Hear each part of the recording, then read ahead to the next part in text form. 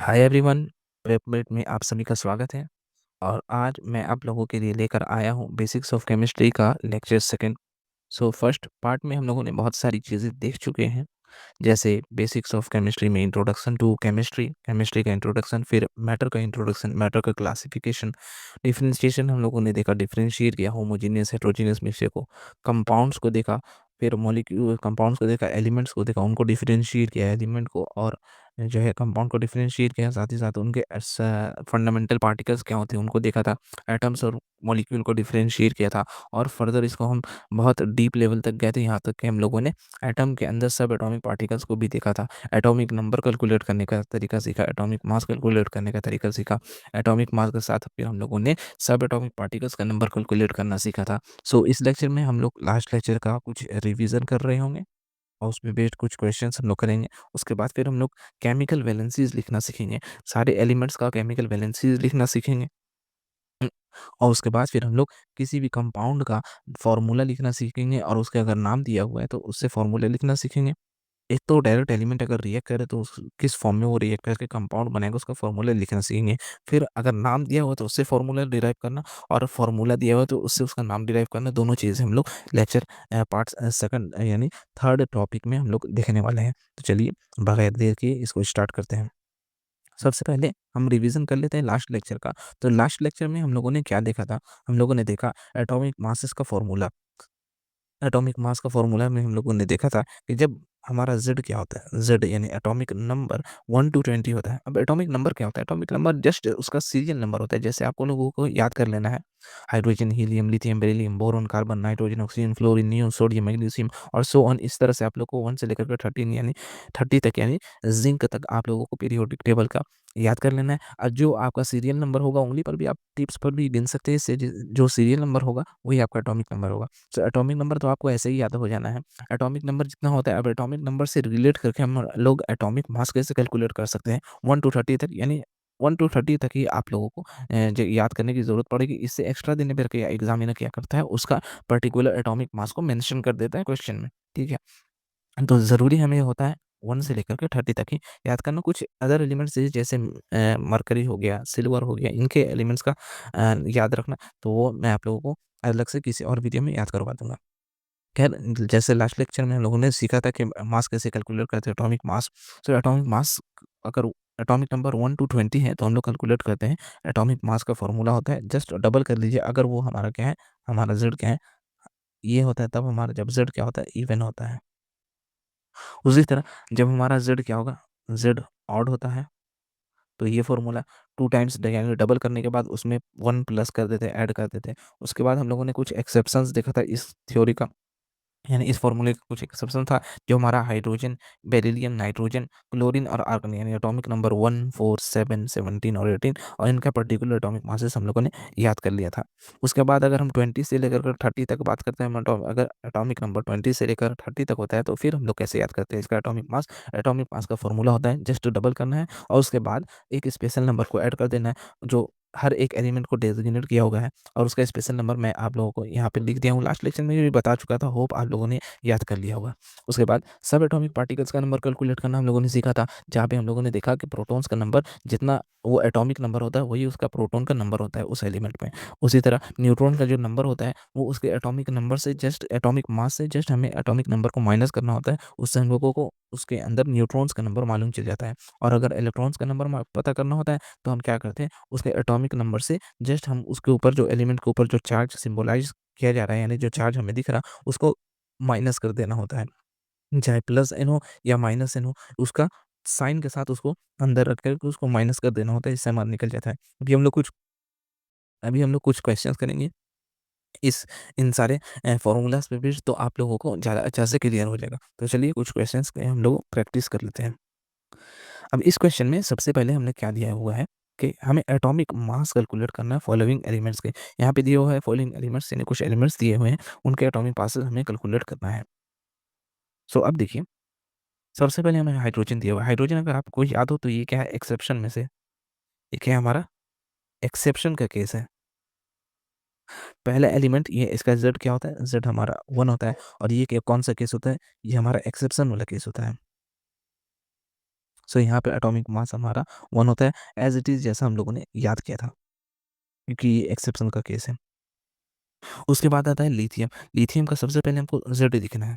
Lithium हमारा case exception का नहीं है, इसके लिए हमको सबसे पहले ज़ेड लिखना है। इसका ज़ेड क्या होता है? नहीं, एटॉमिक नंबर इसका 3 होता है। उसी तरह का मास नंबर कैलकुलेट करना है, तो ये चूँकि ऑड है तो हम इसका डबल करके 1 प्लस कर देंगे, यानी 2Z + 1 करेंगे। इससे हमारा वैल्यू निकल के आ जाएगा 2 times of 3 + 1, that is we get 7। और इस तरह हमारा एटॉमिक मास इसका कैलकुलेट हो जाएगा। और भी क्वेश्चन हम लोग प्रैक्टिस करते हैं, जैसे हीलियम के। आप क्या करिए, आप स्क्रीन को पॉज़ कीजिए, उसके बाद खुद प्रैक्टिस कीजिए, फाइंड करने की कोशिश कीजिए फ़ॉर्मूले लगा के। उसके बाद आप वीडियो को ऑन करिए और उसके बाद देखिए किस तरह से मैं सॉल्व कर रहा हूँ। अगर आपसे कोई गलती हो रही तो आप उसे सुधारें, और नहीं तो इस तरह से मेरे साथ प्रैक्टिस करते हुए और मैच करते हुए चलिए। उसी तरह अब हीलियम का हम कैलकुलेट करते हैं, तो हीलियम का सबसे पहले ज़ेड लिखना है। हीलियम का ज़ेड कितना होता है? 2 होता है। अब एटॉमिक मास अगर कैलकुलेट करना है तो ये इवन है, क्या है? 2 क्या है हमारा? इवन है। इवन के लिए इवन का फ़ॉर्मूला है डबल, जस्ट डबल करना है हमारा 2 टाइम्स ऑफ ज़ेड, यानी 2 into 2 that is we get 4। तो यहाँ से हमको मालूम चलता है इसका मास नंबर कितना होगा? 4। उसी तरह मैग्नीशियम के लिए कैलकुलेट कर सकते हैं। मैग्नीशियम का क्या होता है? मैग्नीशियम का हमारा एटॉमिक नंबर होता है 12। मास नंबर कैलकुलेट करना है तो जस्ट डबल करना है, चूँकि इवन है। तो यहाँ से हमारा 24 निकल कर आ जाता है। पोटेशियम के लिए भी कैलकुलेट कर सकते हैं। पोटेशियम का हमारा ज़ेड कितना होता है? पोटेशियम का ज़ेड होता है 19। अब चूँकि ये ऑड है तो यहाँ पे हमें एटॉमिक मास का फ़ॉर्मूला क्या होगा? 2 times of Z, 2 times of Z plus 1। यहाँ से हमारा निकल के आ जाएगा 38 प्लस 1, और ये 39 इसका मास आ जाएगा। उसी तरह कार्बन का भी कैलकुलेट कर सकते हैं। कार्बन का हमारा ज़ेड होता है 6, तो एटॉमिक मास क्या है? जस्ट इसका डबल करना है, चूँकि इवन है तो आप डायरेक्ट डबल कर सकते हो यहाँ पर। तो ये हो जाएगा हमारा 12। आगे क्वेश्चन प्रैक्टिस करते हैं। क्लोरीन के लिए फाइंड करते हैं। अब क्लोरीन क्लोरीन फिर से एक्सेप्शन का केस है। याद रहे आपको, क्लोरीन हमारा कौन सा है? केस ऑफ एक्सेप्शन का केस है।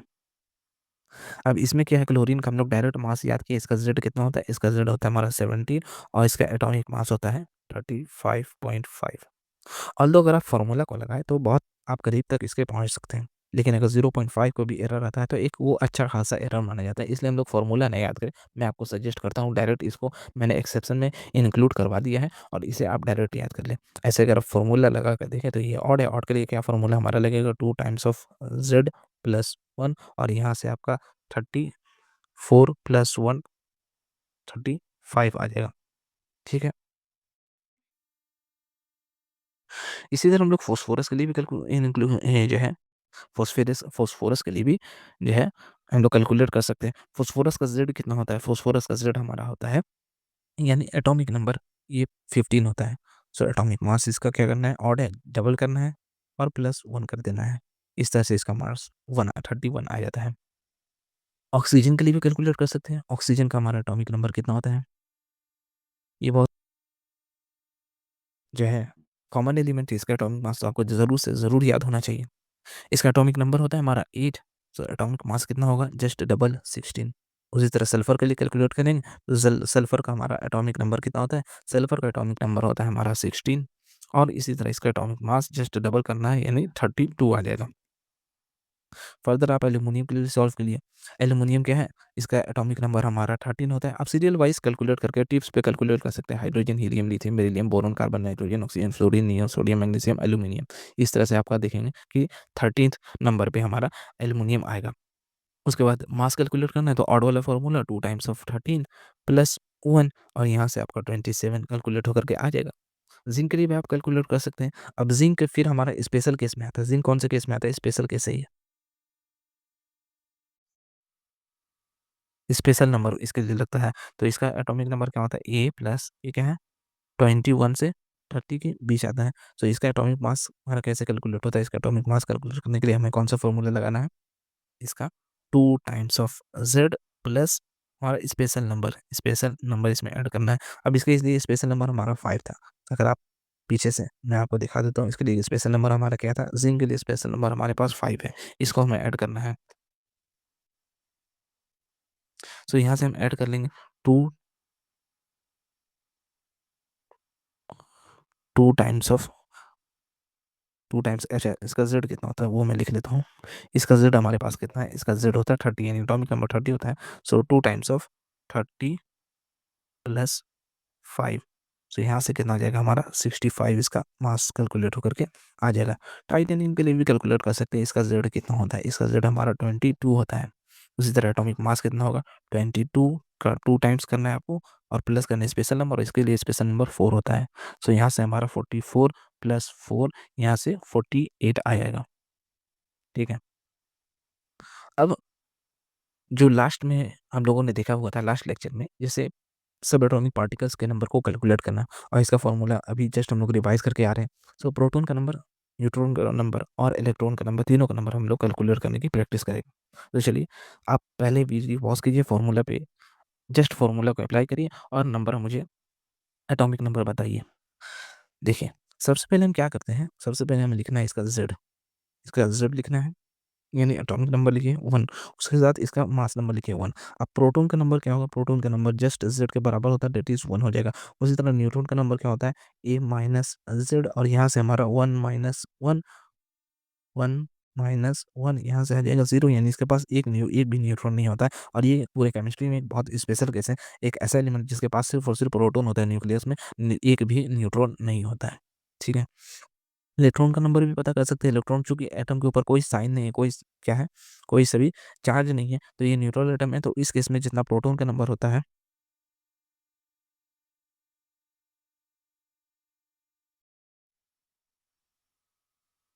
तो इस केस में जितना प्रोटॉन का नंबर होगा उतना ही हमारा इलेक्ट्रॉन का नंबर होगा, और वो भी 1 होने वाला है।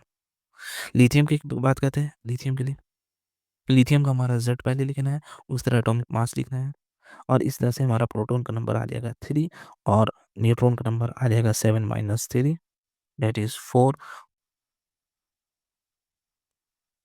और इलेक्ट्रॉन का नंबर प्रोटॉन के बराबर यानी 3।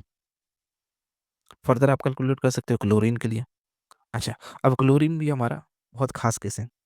अब क्लोरीन के जब आप मास कैलकुलेट करिएगा तो इसका जेड हमारा 30, जेड कितना आएगा, जेड हमारा 17 आ जाएगा उस, लेकिन एटॉमिक मास हमारा 35.5 आ जाएगा। अब यहाँ से प्रोटॉन का नंबर तो हमारा कितना निकल जाएगा, 70 निकल जाएगा, लेकिन अगर आप न्यूट्रॉन का नंबर निकालने जाओगे तो आप 35.5 माइनस 17 करोगे, और यहाँ से आपका 18.5 आएगा। इसका मतलब क्या हुआ, 18.5 न्यूट्रॉन से। तो क्या ऐसा हो सकता है सब एटॉमिक पार्टिकल्स आधा है न्यूट्रॉन, ये ऐसा नहीं हो सकता। न्यूट्रॉन्स जो है हमारा इनडिविजिबल होते हैं, उनको तोड़ा नहीं जा सकता, तो कभी ऐसा नहीं हो सकता। तो फिर हमारा हमारा आ कैसे रहा? एक्चुअल में इसमें क्या है, ऐसे केस में क्लोरीन एक से ज़्यादा एटॉमिक मास में जो है एग्जिस्ट करता है, इसे हम इसके आइसोटोप्स कहते हैं। सो क्लोरीन का क्या है, आइसोटोप्स होता है। मिसाल के तौर पे मान लेते हैं एक 35 एटॉमिक मास है, एक का नंबर 36 है, तो हम लोग क्या करते हैं, इसका atomic mass, actual atomic mass, इसके इन दोनों के एवरेज निकाल करके, इन दोनों का एवरेज निकाला जाता है, और इनका जो एवरेज आता है उसी को एक्चुअल एटॉमिक मास कंसीडर किया जाता है उस एलिमेंट का।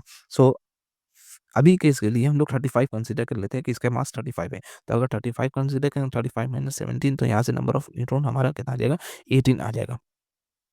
नंबर ऑफ न्यूट्रॉन हमारा कितना आ जाएगा, 18 आ जाएगा। उसी तरह नंबर ऑफ इलेक्ट्रॉन भी हम कैलकुलेट कर सकते हैं। इलेक्ट्रॉन का नंबर हमारा प्रोटॉन के नंबर के बराबर होगा, चूंकि एटम हमारा न्यूट्रल है, और ये आ जाएगा हमारा 17।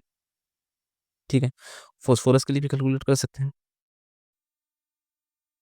फॉस्फोरस के लिए कैलकुलेट करते हैं। अब फॉस्फोरस का हमारा क्या होता है, फॉस्फोरस का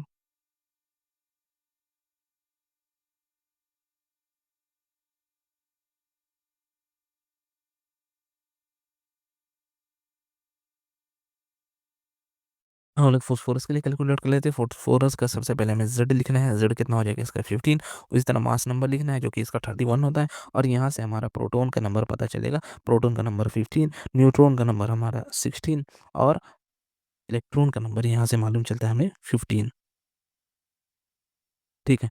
अब ऑक्सीजन के लिए लगाइए, ऑक्सीजन के लिए वही फॉर्मूला लगाइए, पहले जेड लिखिए 8, और उसके बाद फिर एटॉमिक मास लिखिए 16, और यहाँ से हमारा प्रोटॉन का नंबर कितना आ जाएगा, प्रोटॉन का नंबर 8 आ जाएगा। न्यूट्रॉन का नंबर भी हमारा 8 आ जाएगा, और इलेक्ट्रॉन का नंबर यहाँ से हम कैलकुलेट करेंगे। इलेक्ट्रॉन का नंबर हमारा कैलकुलेट होगा तो वो भी हमारा 8 आ जाएगा। सल्फर के लिए भी कैलकुलेट कर लेते हैं। सल्फर के लिए कैलकुलेट करेंगे तो सल्फर हमारा कितना होगा, सल्फर के लिए तो सल्फर हमारा एटॉमिक मास होता है हमारा 6, सॉरी एटॉमिक नंबर हमारा ये कितना होता है हमारा 32। सो यहाँ से हम प्रोटॉन का नंबर निकाल सकते हैं। प्रोटॉन का नंबर हमारा कितना होगा, प्रोटॉन का नंबर 16 होगा। न्यूट्रॉन का नंबर कितना होगा, वो भी हमारा 16 होगा। और हमारा इलेक्ट्रॉन का नंबर कितना होगा, इलेक्ट्रॉन का नंबर हमारे पास 16 होगा। अब यहाँ पे मैं एक स्पेशल आपको बात बता दे रहा हूँ। अभी इसमें क्या है, जब हमारा जेड क्या होता है, इवन हो रहा है। आप लोगों ने हो सकता है मेबी आप लोगों ने जो है इसको ध्यान दिया होगा कि हमारा जो जब ज़ेड हमारा इवन आ रहा, सॉरी ज़ेड नहीं, हाँ, ज़ेड भी आप कंसीडर कर देख सकते हो। जब ज़ेड हमारा इवन आ रहा है तो प्रोटॉन का नंबर क्या है? प्रोटॉन का नंबर, न्यूट्रॉन का नंबर और इलेक्ट्रॉन का नंबर न्यूट्रल स्पीशीज़ में। जब स्पीशीज़ हमारा न्यूट्रल हो तो ये बराबर हो जा रहे हैं और वो हमारा ज़ेड के बराबर हो रहा है। और अगर हमारा क्या है, ज़ेड हमारा ऑड है तो उस केस में हमारा क्या हो रहा है? प्रोटॉन का नंबर, इलेक्ट्रॉन का नंबर न्यूट्रल स्पीशीज़ अगर है तो ये हमारा ज़ेड के बराबर हो जा रहा है। और न्यूट्रॉन का नंबर क्या हो रहा है? न्यूट्रॉन का नंबर जस्ट आपको प्रोटॉन के नंबर में +1 कर देना है, यहाँ से आ जा रहा है आपका, ठीक है? मेबी आप लोगों ने इस बात पे गौर किया होगा या नहीं, मैं नहीं जानता। ख़ैर चलिए अब हम लोग नेक्स्ट कैलकुलेट करने की कोशिश करते हैं। अब हम लोग क्या करते हैं, इसको चार्ज वाइज़ कैलकुलेट करते हैं कि अगर इसके ऊपर कोई चार्ज होता है तब क्या होगा? तो मान लेते हैं हीलियम हमारा +2 है और मैग्नीशियम +2 है और पोटेशियम +1 है और कार्बन -4 है। फॉर आवर स तो चलिए हम लोग कैलकुलेट करने की कोशिश करते हैं। अब सबसे पहले यहाँ पे हम लोगों को क्या करना है, ज़ेड लिख लेना है। ज़ेड इसका कितना होता है? 2 है। एटॉमिक मास कितना होता है? ये भी 2 होता है। सॉरी, एटॉमिक मास हमारा कितना होता है? Atomic mass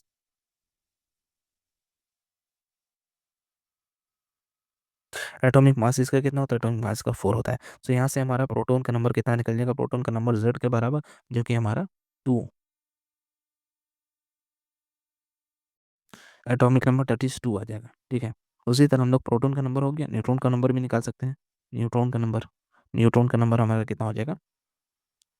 A minus Z that is 4 minus 2, यहाँ से 2 निकल गया। अब इलेक्ट्रॉन का नंबर क्या है? जेड माइनस हमारा चार्ज होता है। अब यहाँ पे चार्ज कितना है? +2 है तो जेड मेरा कितना है? 2 माइनस 2, यहाँ से आ गया 0 चार्ज, यानी इसके पास एक भी इलेक्ट्रॉन नहीं है इस केस में। अब मैग्नीशियम के लिए भी कैलकुलेट कर सकते हैं। मैग्नीशियम क्या है? मैग्नीशियम इसका जेड हमारा कितना होता है? 12 होता है और एटॉमिक मास हमारा 24 होता है। तो यहाँ से प्रोटॉन का नंबर जेड के बराबर और ये हमारा 12 आ गया। उसी तरह न्यूट्रॉन का नंबर क्या है? न्यूट्रॉन का नंबर भी हमारा ज़ेड के बराबर, जो कि 12 आ जाएगा क्योंकि हमारा इवन है। और इसी तरह इलेक्ट्रॉन का नंबर हम कैलकुलेट करना है, चूँकि स्पीशीज़ हमारा न्यूट्रल नहीं है तो ज़ेड माइनस हमें इसके ऊपर का चार्ज कर देना है। अब ज़ेड करना है माइनस, ज़ेड कितना था हमारा? 12 था। ज़ेड हमारा कितना है? 12 है। माइनस करना है, इसका चार्ज कितना है? +2, तो +2 यहाँ से माइनस करेंगे तो हमारा आ जाएगा 10। नंबर ऑफ इलेक्ट्रॉन इसके अंदर इलेक्ट्रॉन कितने हैं? 10 इलेक्ट्रॉन है। उसी तरह पोटेशियम के लिए भी कैलकुलेट कर सकते हैं। पोटेशियम का पहले Z लिखना है 19 और एटॉमिक मास लिखना है 39 और यहाँ से हमारा प्रोटॉन का नंबर पता चल जाएगा 19। उसी तरह न्यूट्रॉन का वो नंबर हम पता करेंगे तो क्या होता है हमारा A-Z करेंगे और यहाँ से हमारा 39 माइनस 19, यहाँ से 20 आ जाएगा। उसी तरह इलेक्ट्रॉन का नंबर पता करेंगे। इलेक्ट्रॉन का नंबर हमारा क्या होता है? Z माइनस चार्ज और Z माइनस चार्ज हमारा कितना है? 19 माइनस +1, तो यहाँ से हमारा 18 इलेक्ट्रॉन आ जाएगा। अब कार्बन का ध्यान देने वाली बात है। अब कार्बन में क्या हमारा कार्बन का जो है एटॉमिक नंबर कितना होता है? Z हमारा 6 होता है, मास नंबर हमारा 12 होता है। अब इसका यहाँ से प्रोटॉन का नंबर तो हमको साफ-साफ झलक रहा है कि 6 होगा, यानी Z के बराबर। उसी तरह न्यूट्रॉन का नंबर भी हमें साफ-साफ झलक रहा है, ये होगा 12 माइनस 6 दैट इज़ 6 हो जाएगा, क्योंकि हमारा स्पीशीज़ न्यूट्रल है तो हम ऐसे भी पता कर सकते हैं, जितना प्रोटॉन उतना न्यूट्रॉन। अब इलेक्ट्रॉन का नंबर हमें कैसे पता करना है? इलेक्ट्रॉन का नंबर जो है वो हमारा होता है Z माइनस उसके ऊपर चार्ज कितना है? -4 है तो चार्ज साइन के साथ रखना है, Z-4 तो 6 माइनस -4, अब माइनस माइनस हमारा प्लस हो जाएगा तो 6 + 4 दैट इज़ हमारा 6 + 4 कितना हो जाएगा? 6 + 4 हो जाएगा 10। अच्छा, जब स्पीशीज़ के ऊपर माइनस चार्ज है, अब देखिए न्यूट्रल अगर स्टेट होता है, यानी अगर वो किसी से इलेक्ट्रॉन ना लिया है, ना दिया है तो उस केस में उसके पास 6 जितना प्रोटॉन है उतना ही इलेक्ट्रॉन होना चाहिए। तो होना चाहिए था 6 इसके पास, लेकिन है भी उसके पास मौजूद 10 है, यानी उसने किसी से इलेक्ट्रॉन्स लिया है।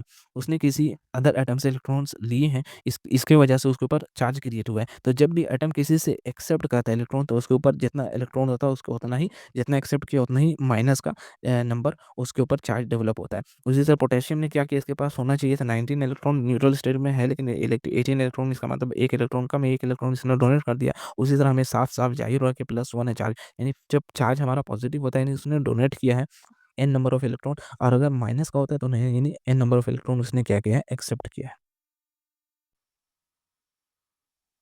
सो अब हमारे पास है केमिकल वैलेंसीज़ को लिखने का तरीका। अब कुछ ऐसे एलिमेंट्स हैं जिनके हमें वैलेंसीज़ याद होनी चाहिए, इसे क्या होता है, हम लोग को मदद होता है किसी एलिमेंट का कंपाउंड का फ़ॉर्मूला हम लोग लिख पाते हैं इसे आसानी से। सो वैलेंसीज़ होती क्या है? एक्चुअल में कोई सा भी एलिमेंट अपने आप को हर एलिमेंट हर चीज़ अपने आप को दुनिया में स्टेबल करना चाहता है। उसी तरह एलिमेंट्स भी अपने आप को स्टेबल करना चाहते हैं। जो है एलिमेंट्स यानी एटम जो है अपने आप को स्टेबल करना चाहते हैं और in order to stable itself ये क्या करता है, कुछ इलेक्ट्रॉन्स या तो ले लेता है, फिर नंबर ऑफ इलेक्ट्रॉन या तो दूसरे से लेगा या तो फिर नंबर ऑफ इलेक्ट्रॉन किसी को दे देगा। ठीक है? फिर नंबर ऑफ इलेक्ट्रॉन या तो किसी से लेगा या तो किसी से देगा। अगर वो किसी को डोनेट करता है एन नंबर ऑफ इलेक्ट्रॉन तो उसके पास चार्ज कितना डेवलप होगा, वो हमारा एलिमेंट कुछ इस तरह का दिखा, चूँकि डोनेट किया तो उसके पास एन नंबर ऑफ इलेक्ट्रॉन की कमी होगी, पॉजिटिव चार्ज हमारा बढ़ गया है तो प्लस एन उसके पास चार्ज होगा। और अगर एक्सेप्ट करता है वो किसी से n number of electrons n number of electrons तो उसके पास चार्ज कितना हो जाएगा, एन के ऊपर माइनस एन। सो कुछ ऐसे एलिमेंट है जिनका क्या होता है, फिक्स्ड होता है, तो वो हमारे पास है। अभी ये हमारे पास फिक्स्ड है। अब इनका हमको चार्ज ज़रूर से ज़रूर याद होना चाहिए। अब देखिए इनका चार्ज कितना होता है। अगर हम इसे याद करने का क्या तरीका है, यहाँ से आप यहाँ की तरफ ऐसे याद करिएगा, हाय बेबी, हाय बेबी। उसके बाद फिर इस तरफ से आप याद करिएगा, फिर सॉरी, इधर से आप याद करिएगा इस डायरेक्शन में, फ़ोन करो, सी से करो, फ़ोन करो, हाय बेबी, फ़ोन करो। इस तरह से आप इसे याद कर सकते हैं। सो अब हमने वैलेंसी लिखने का तरीका +1, +2 और +3 इस डायरेक्शन में। ये वाला हमारा चूँकि लाल जितने भी लाल कलर से वो मेटल्स है, इनका वैलेंसी क्या होगा, पॉज़िटिव होगा। अब इस तरफ से हमें याद किया था, तो इसी तरफ से वैलेंसी भी लिखना है। इसका -1, इसका -2, इसका -3 और इसका -4 इसका वैलेंसी लिखना है। तो इस तरह से सारे एलिमेंट्स का आपको वैलेंसी याद हो जाएगा। उसके बाद और सारे एलिमेंट्स हैं जिनका हमें वैलेंसीज़ याद करना, कुछ एक्स्ट्रा एनायंस है, जैसे हमारा कोई सा भी हैलाइड आयन जो कि हम पहले पढ़ चुके हैं, इन्हें ही हम हैलाइड आयन कहते हैं। इनको हम इन्हें ही हम हैलाइड आयन कहते हैं और इन्हें ही हम एक्स से रिप्रेज़ेंट करते हैं एक्चुअल में।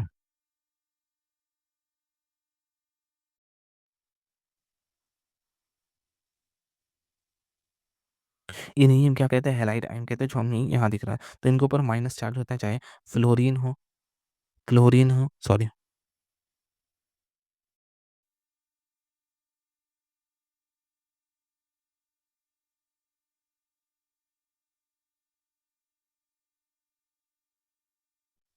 चाहे हमारा फ्लोरीन हो, इसमें हमारा फ्लोरीन है, क्लोरीन है, ब्रोमीन है और आयोडीन है। और इनको हम क्या कहते हैं, आइड लिखते हैं। इनके साथ नाम के साथ प्लस आइड लिखेंगे लास्ट में। ठीक है? सफिक्स हम इसको आइड ऐड करेंगे, जैसे फ्लोराइड, फ्लोराइड, क्लोराइड। इनका आयन्स का नाम इस तरह से होता है, फ्लोराइड, क्लोराइड, ब्रोमाइड। उसी तरह हमारे पास ये चार्ज है, इसे हम इसका नाम क्या है, इसके ऊपर माइनस, जितना चार्ज मैंने सिंबलाइज़ किया उतना ही चार्ज इसके ऊपर होता है, उतना ही इसका वैलेंसी होता है। वैलेंसी -1 हो गया और इसका नाम क्या होता है, हाइड्रोक्साइड। हाइड्रोक्साइड होता है। इसका नाम होता है बाइकार्बोनेट और इसका चार्ज हमें साफ दिख रहा है कि -1 इसका वैलेंसी होता है। उसी तरह इसका नाम होता है परमैंगनेट।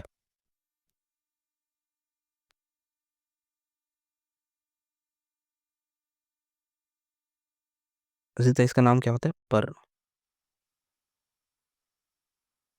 परमैंगनेट। इसका नाम होता है परमैंगनेट और इसका वैलेंसी भी आपको दिख रहा है -1 है। इसका वैलेंसी क्या है, -1 इसका वैलेंसी। अब यहाँ पे -2 वैलेंसी वाले हैं। इसका नाम क्या होता है, इसका नाम होता है सल्फेट। इसका नाम होता है सल्फेट, इसका नाम होता है कार्बोनेट, CO3 माइनस, और इसका नाम होता है ऑक्साइड, ऑक्साइड आयन, इसे हम कहते हैं। फर्दर और हम देख लेते हैं, इसका नाम होता है -3 चार्ज वाले, हम यानी जिनका वैलेंसी क्या होता है, -3 होता है वैलेंसी। ये -3 वैलेंसी वाले हैं, इनका नाम है फॉस्फेट। इसका नाम होता है फॉस्फेट। और ये वाला जो है इसका नाम होता है फोस्फाइड, फोस्फाइड आयन इसका नाम होता है। अब इसके कुछ हम फ़ॉर्मूलेज़, अब writing chemical formula of compound, अब किसी भी कंपाउंड का केमिकल फ़ॉर्मूला लिखना है वो कैसे लिखेंगे? मान लीजिए आपके पास एलिमेंट है पोटेशियम और नाइट्रेट, ये 2 रिएक्ट कर रहे हैं। अच्छा, एक एलिमेंट हमारा छूटा हुआ था नाइट्रेट, इसको भी लिख लेते हैं हम लोग।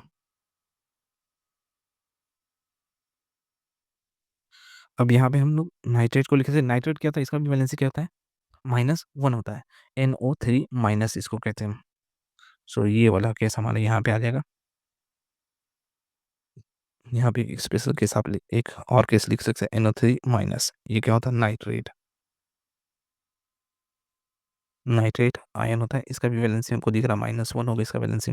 ठीक है, अब देखिए, किसी भी राइटिंग केमिकल कंपाउंड का फॉर्मूला, किसी भी कंपाउंड का अगर फॉर्मूला लिखना है तो सबसे पहले वो किस किस एलिमेंट से मिल करके बना है उसका वैलेंसी लिख लें। मान लीजिए हमको लिखना है पोटेशियम नाइट्रेट, पोटेशियम और नाइट्रेट रिएक्ट कर रहा है तो पहले पोटेशियम का लिखना है। पोटेशियम का सिंबल क्या होता है, कि होता है, इसका वैलेंसी कितना होता है, +1 होता है। उसी तरह नाइट्रेट का लिखना है, NO3 माइनस होता है, तो इसका वैलेंसी कितना है, -1। तो यहाँ से जो कंपाउंड बनेगा बस इसके वैलेंसी इसको चिपकाइए, इसका वैलेंसी इसको चिपकाइए।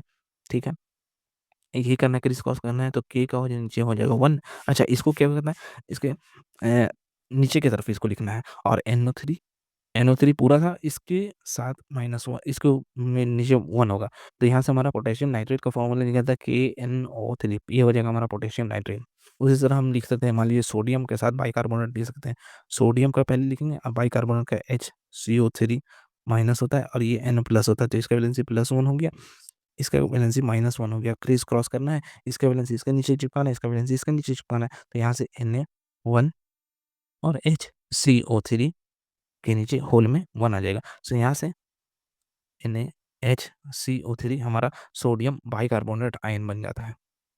और भी आप देख सकते हैं सोडियम बाइकार्बोनेट आयन के बाद मान लीजिए कैल्शियम कार्बोनेट, कैल्शियम कार्बोनेट आपको लिखना है, तो कैल्शियम और कार्बोनेट का लिखिए फॉर्मूला। अब इसका वैलेंसी कितना होता है, इसका वैलेंसी +2 होता है, इसका वैलेंसी -2 होता है, तो इसका वैलेंसी हमको +2 लिखना है, इसका वैलेंसी -2 लिखना है, सॉरी, हाँ, -2 लिखना है। और उसके बाद क्रिस क्रॉस करिए, यहाँ से कैल्शियम कार्बोनेट का बनेगा Ca2 और CO3 का होल ट्वाइस। अब देखिए, जब भी सेम सेम होता है तो उसके नंबर को हम लोग सबस्क्रिप्ट में नहीं लिखते हैं, डायरेक्ट इसको ऐसे लिखते हैं, कैल्शियम कार्बोनेट CaCO3 लिखते हैं।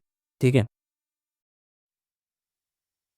अब मान लीजिए हमें एल्यूमिनियम सल्फेट लिखना है, तो एल्यूमिनियम को कितना होता है, एल्यूमिनियम का +3 होता है, वैलेंसी, तो इसको +3 लिखेंगे, इसका वैलेंसी।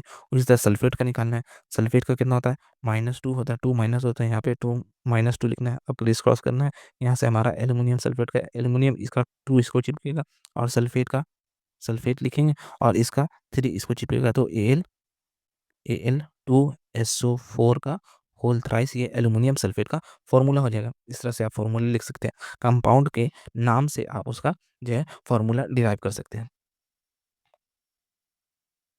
अब कुछ प्रैक्टिस के लिए मैं आपको क्वेश्चन दे देता हूँ, जहाँ पे आप प्रैक्टिस कर सकते हैं। तो चलिए, यहाँ पे मैं कुछ क्वेश्चन देता हूँ, आपको उससे प्रैक्टिस करना है। ठीक है,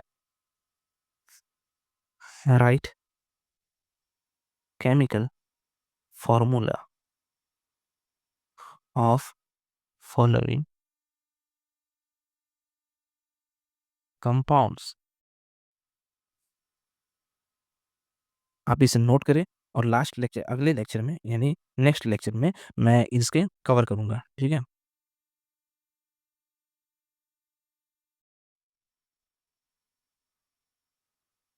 मैं नेक्स्ट लेक्चर में इस क्वेश्चन को,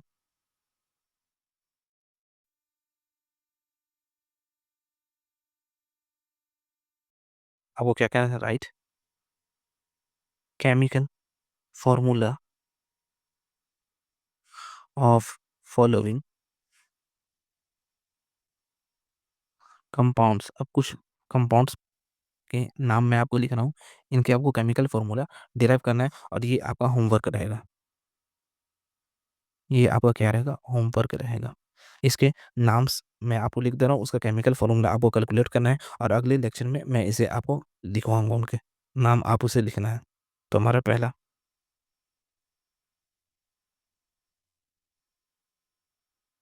है, मान लीजिए हमारा पोटेशियम नाइट्रेट, चलिए वही से मान लेते हैं, पोटेशियम नाइट्रेट का आपको लिखना है। उसी तरह आप लिख सकते हैं मैग्नीशियम सल्फेट के लिए,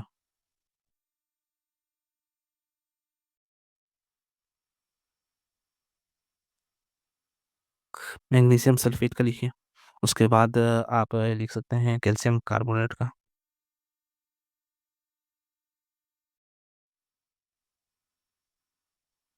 कैल्शियम कार्बोनेट के लिए लिखिए। उसके बाद कैल्शियम कार्बोनेट के बाद आपको लिखना है सोडियम बाइकार्बोनेट के लिए।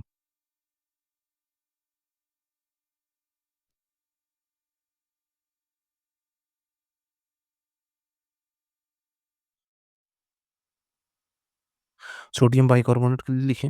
उसके बाद आप लिख सकते हैं एल्यूमिनियम फॉस्फेट।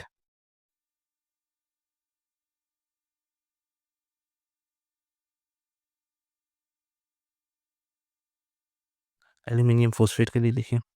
और उसके बाद एल्यूमिनियम फॉस्फेट के बाद आप लिख सकते हैं सोडियम हाइड्रोक्साइड।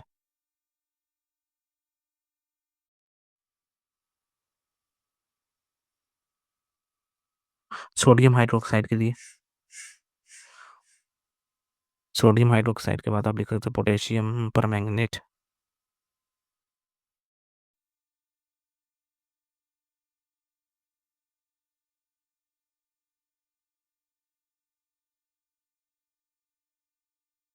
पोटेशियम परमैंगनेट के लिए लिखें। और फिर आपको लिखना है पोटेशियम आयोडाइड के लिए लिखें। Potassium iodide. एक और मैं आपको बता देता हूँ यहाँ ऐड करके।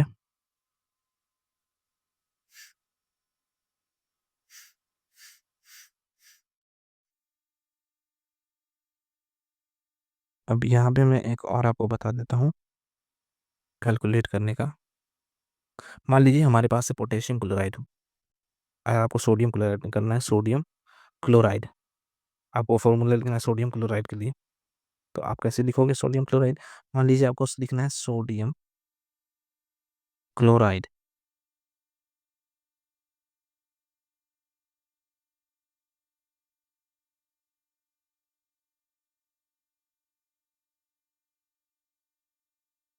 सोडियम क्लोराइड का आपको फॉर्मूला लिखना है। तो सबसे पहले क्या करिए, सोडियम सोडियम को लिखिए। सोडियम का क्या होता है, Na होता है। और इसका चार्ज कितना होता है, वैलेंसी +1 होता है। और इस तरह क्लोराइड के लिए, क्लोराइड है हमारा आयन क्या होता है, Cl- को कहते हैं। इसका वैलेंसी कितना होता है, -1 होता है। क्रिस क्रॉस कीजिए और यहाँ से सोडियम क्लोराइड बन जाएगा Na1Cl1। तो यहाँ से चूंकि सेम सेम है तो NaCl इसको डायरेक्ट लिखेंगे। सोडियम क्लोराइड हमारा बन गया। इसी को हम कॉमन सॉल्ट भी कहते हैं। सो इस तरह से आप पोटेशियम आयोडाइड का भी बना सकते हैं और भी दीगर फार्मूलाज बना सकते हैं। सो आप इन क्वेश्चन को प्रैक्टिस करके अगले लेक्चर में जरूर से आइए और उनके सॉल्यूशंस आप मैच करिए। सो टिल देन यहीं पे हमारा लेक्चर एंड होता है। तो तब तक के लिए प्यारा सा थैंक यू लेक्चर में बने रहने के लिए। So see you again in the next lecture.